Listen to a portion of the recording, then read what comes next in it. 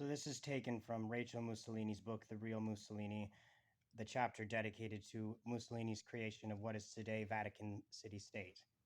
Benito Mussolini once said of the Kingdom of Italy, "It is a marriage bed for two." He would have done better to say for three, since after February 11th, 1929, when the Lateran Treaty was signed between the Holy See and Italy, there was also the Vatican. Benito, in the hope of seeing the white smoke which was to announce the decision of the conclave, said, "It is incredible that the liberal government should have been so blind to the fact that the universal nature of the Pope is the heritage of the universal nature of the Roman Empire that I seek to resurrect and represents the greatest glory in the history and tradition of Italy." Consequently, as soon as he came to power, he strove to make a comprehensive plan of conciliation between church and state to succeed.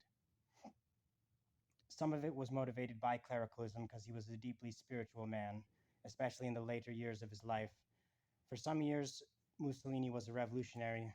He became a defender of law and order later on, in that he thought a social revolution could only be brought about through legal means.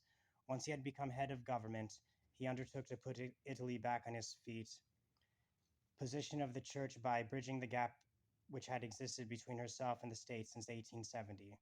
The Vatican was the center of attraction for Roman Catholics throughout the world, so why not use this interest to his advantage, making the situation official and ensure that Rome could profit by this universal appeal? This would not be an innovation, but a return to the ancient Rome which had inspired the Deuce in his building of the fascist regime. These were the underlying ideas. The time had come to put them into effect, to erect a bridge between the two shores of half a century of separation, and it was there that the human and personal factors which were to be determinant came in. Pope Pius XI and Mussolini were both of humble peasant origin, and therefore had more mutual understandings than others. I remember Benito saying of the Pope, basically, what helps things along is that both of us have the mentality of the peasant. Then there were the middlemen, Arnaldo, who played an enormous part, the lawyer Francesco Pacelli, the brother of the future Pius XII, and Cardinal Pietro Gaspari, Secretary of State to Pius XI, who signed the Lateran Treaty with my husband. I almost forgot Professor Baroni, a counselor of state, who set the machinery of the negotiations in motion. Others at the hub of the Vatican were not in favor of the plan. Finally, certain foreign governments would have preferred to see the Lateran Treaty remain unfeasible.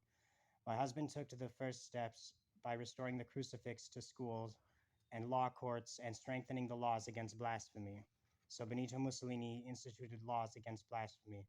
Later, religious instruction was given in the primary schools and equal treatment accorded to both state schools and private confessional schools. In 1924 and 25, the government voted a subsidy of 6,500,000 lire for the Catholic churches in the new Italian provinces like Trentino and the African regions. Then the Catholic University of Milan was officially recognized, and the authorities took part in religious ceremonies. Better still, chaplains were appointed to the forces, and the clergy was exempted from military service. In 1925, a law was passed giving an allowance to priests to the benefit of 30,000 members of the clergy. In 1925, another momentous law declared Freemasonry illegal. Mussolini had to suffer the consequences of this much later, for through this law he lost the support of a secret society which had numerous branches and numbered the king and Marshal Badoglio among its members. Pius XI made his satisfaction plain in a speech to the consistory. Most of the negotiations never took place, as might be thought, in formal surroundings under gilded ceilings and sparkling chandeliers, but quite simply in my husband's apartment in the Via Rasella in Rome. To guarantee more privacy, Pacelli came around 9 in the evening and left at about 1 in the morning. Cardinal Gaspari also met Benito in a monastery on the outskirts of Rome. On February 11, 1929, my husband and Cardinal Gaspari, the one for Italy and the other for the Holy See, signed the bilateral treaty at the Lateran Palace. The Deuce delivered a speech lasting 45 minutes, during which he later told me Cardinal Gaspari nodded his approval several times. That evening, when Father Facchinetti arrived, I was busy with the children at home, and an old friend of the family, my husband, had first delighted this Franciscan monk by making Francis of Assisi patron saint of Italy in 1925. So Benito Mussolini is the one who made Francis of Assisi patron saint of Italy. Francis of Assisi was Mussolini's favorite saint. But on that February day, Father Facchinetti was radiant with happiness. "What happened to you, Father?" I asked. "Have you found a fortune for your poor people?" "It's even better than that, Donna Rachel." "That is it," he exclaimed with a tremor in his voice. "The government and the Vatican have signed the agreement. The Deuce has succeeded where men like Cavour and saints like Don Bosco failed. He can be proud. Donna Rachel, can't we phone him? I'd like so much to congratulate him." So Benito Mussolini was a great defender of the Catholic faith, and he succeeded where a lot of saints actually failed. At that moment, the telephone rang. It was Benito outlining the news. "Rachel, the golden age of fascism began today," he proclaimed. Then he told me what had happened and was full of praise for Pius XI. So sympathetic, so simple and sincere in his ways, and so intelligent. I was Father Facchinetti was gesticulating in front of me, making signs that he wanted to speak to Benito. I handed him the receiver. But I sympathized with the father's elation and dared not ask him to hang up. Marvelous Father Facchinetti, he was the very picture of a lovable priest, lively, cultured, good, capable of giving those on earth a glimpse of the paradise beyond. However, I prefer not to dwell on it, for it would remind me of how those 12 years my husband lay without a Christian burial after he had done so much for the church, and I would spoil my Father Faccinetti's happiness. There has been much comment about the Lateran Treaty, with discrediting remarks that Mussolini was the only one to profit from them. That is untrue, for several people benefited. My husband certainly did, though he had to overcome some hostility among his friends. Indeed, eventually he had to be empathetic and say, "I am only happy when I do something useful for Italy." Other beneficiaries were the king, who was finally recognized by the Pope as sovereign, and most of all the Vatican. Certainly, he was officially renouncing Rome, which the Church now accepted as the capital of the Italian state, something which the Vatican had always rejected since 1870, but he was not losing his authority. One of the vital missions of the Church is preaching the gospel. When the Italian forces went on to campaign, the priests followed in Africa, in the Dodecanese, even in Russia, when our troops fought in the Ukraine alongside the Germans, who had no love for priests. Added to that, there was the financial support which the Vatican received. It was not merely a matter of exchanging smiles. Finally, from 1929 onwards,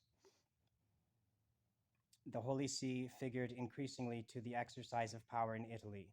I don't mean that a cardinal or a bishop sat at the table each time a treaty was made, but after the Lateran Treaty had afforded official means of reaching the country's farthest corners, the Vatican became a weapon, a spiritual and temporal force, which could sway Italian politics one way or the other, influencing the course of events as it chose. For these reasons, I suggest that after 1929, the government of Italy changed from a marriage bed for two, shared by the king and Mussolini, into a bed for three. After 1937-1938, when Mussolini drew closer to Hitler, the Pope disassociated himself from fascism, not hesitating to put it in the same category as the Nazis whenever he condemned them. Until then, the treaty had been strictly adhered to. The Church remained the defender of ideals, of international morality, and of respect for the liberty of the peoples. But then, for some reason, the Vatican released information about Italy to the Americans, with whom we were officially at war. The Holy See performed a humanitarian role, I agree, but the man who had hoisted the papal flag higher than ever was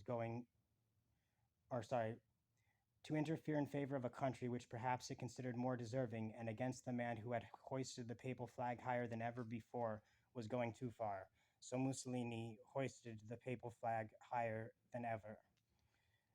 As the Holy See had no airport, these people traveled to and left from Rome, which meant that they could, with impunity, move across the capital of a country in conflict with their own. And the Vatican stayed where it had always been, in its 480,000 square meters in the very heart of Rome. The Pope, with more than 30,000 priests scattered throughout the country, was the most well informed person in Italy. I should make myself clear. I'm not saying that these priests were spies in enemy pay. The Duce allowed the ambassadors of enemy powers to travel freely around Rome. Firstly, they did not have access to the entire capital, but only to the Vatican. All the same, the opportunities open to them were endless, and even if they couldn't quit the Holy See, people could visit them. Though aware of this, my husband tolerated it because to a certain extent he had no alternatives. Otherwise, there would have been dramas. Besides, he knew that the Vatican gave sanctuary to Jews and others escaping from the Germans. He preferred that they should be there rather than in Italian territory, for that would have strained relations with Germany, which were already tense enough because of my husband's reluctance to embark on racial persecutions. So Benito Mussolini had a great reluctance for any type of racial persecutions and was repeatedly criticized for not rounding up the Jews, and he worked with the Vatican to actually save the lives of Jews. There was a third reason why he couldn't prevent any enemy ambassadors from crossing Rome after February 11th, 1929. The Lateran Treaty guaranteed the Vatican the status of an independent state in relation to Italy. Even if the Holy See was geographically inside Italy, the Vatican was free to keep up diplomatic relations with any country it chose. The Italian government itself had its ambassador in the Holy See. The Italian government and the Vatican. The one was obliged not to interfere in the spiritual role of the church, while the other's self-imposed duty was to grow offshoots, as indeed it did, all over the country precisely because of that spiritual role, which the Duce's government could not oppose, since he himself had ensured that the Catholic religion was the state religion of Italy. I must also stress that Mussolini never communicated with enemy nations through their ambassadors in the Holy See. For my husband, it was a question of saving human lives, now that the war was virtually over, and of finding a legal solution. He was not doing it to save his own life, for he would never have agreed to fall into Allied hands alive. I'll never go to the Tower of London or Madison Square Gardens where the English and Americans would put me on show like a freak after they've caught me, he said. I couldn't ever. With the conciliation, not only did he bridge the gap between Italy and the papacy, but he also found a definitive solution for the problem of the temporal sovereignty of the Church in Rome, which has been with us since 754. With the Lateran Treaty, Schuster went on, the papacy has regained its freedom, the freedom to rise higher in the people's minds. Nobody can take this exceptional achievement away from Benito Mussolini. Nobody can take away from Benito Mussolini the achievement, the existence of what is today independent Vatican City State, and Mussolini raised the papal flag higher than any man ever has. He could have done so if only out of gratitude for what the Duce had done for the church, and it wouldn't have changed the situation at all. Cardinal Schuster, when he died, I added that if I ever had heard that he'd been canonized, I'd go and throw a bomb at the Vatican myself. I'm too old to do it now, and I've finally found peace of mind, but I can't help feeling a little bitter when I think that my husband, who had given so much to the church, and I'm quite prepared to repeat myself, lay for 12 years in a box, and I mean a box without a Christian burial, since he was buried near his family in the San Cassiano cemetery in Predapio. Several priests, to my knowledge, have refused to say a mass for his soul. Admittedly, they were once chaplains to the partisans. A river in Spate there is a monastery in Predapio at the time the Duce was at the very peak of his glory. I had myself donated money for the restoration and expansion of this monastery, but it was soon obvious that the abbot didn't remember me. He ran out in front of the motorcycle shouting, go away this minute, woman. Women are not allowed to come here." Even when we tried to explain who I was and the purpose of my visit, he stubbornly refused to listen. 2 hours later, the astonished abbot was opening his monastery to the homeless peasants after my husband gave him a call. The second incident that bothers me about the church happened in 1959, or the following year. I wanted to go to the Vatican and meet the Pope John the 23rd. It so happened that I knew his brothers. They had explained what a good person he was, but by all accounts he was very unhappy as Pope.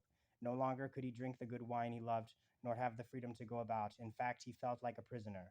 An image formed in my mind of a priest unlike the rest, to whom I could bare my soul and perhaps make my confession also. I had no desire to go as Mussolini's widow, but as a woman who had important secrets to disclose. Furthermore, I could do so only to a pope, since besides being head of the church, he was also a statesman who could understand the significance of various messages and certain secret information. One day, however, a bishop arrived at my home very embarrassed. He explained that the Holy Father could in no sense see me because politically it was not feasible.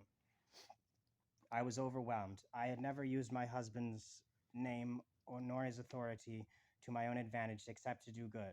In the circumstances, I was unable to appreciate how the Pope could possibly imagine that 15 years after his death, his widow would use an audience at the Vatican with political and other reasons in mind as an excuse for self glorification. I had always been assured that the Holy See was not involved in politics, and now I knew to the contrary. There had been a time when the Vatican's doors opened at the mere ring of a telephone. Now they were hermetically sealed. So basically, Benito Mussolini's, and this is the book I'm reading, called The Real Mussolini by Rachel Mussolini. And basically, Benito Mussolini did more to serve the church than many saints actually did.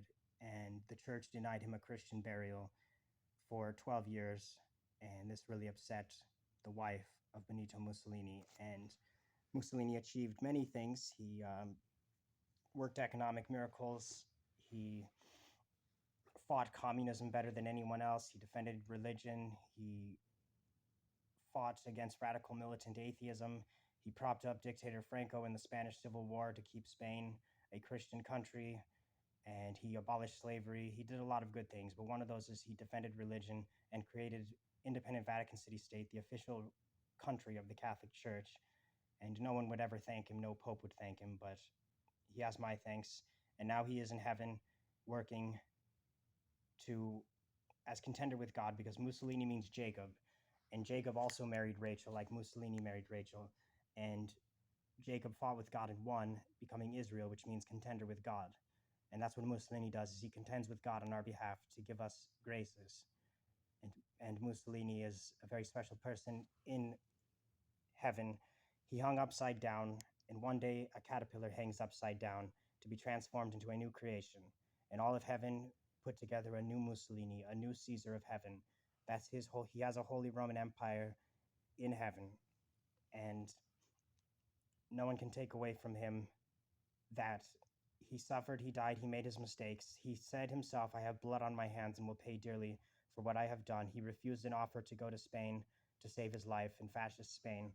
He said he knew his destiny was to die and to atone for his sins, and he offered up his suffering and death, and he forgave his betrayers. And when he was in jail before German commandos rescued him, he read one book, and that was a book about Jesus Christ. He longed to be more like Jesus. His favorite visitor was Gandhi. Gandhi left the biggest impression on him of any visitor, and his favorite saint was Francis of Assisi, and he got the Pope to make Francis of Assisi the patron saint of Italy. God bless you.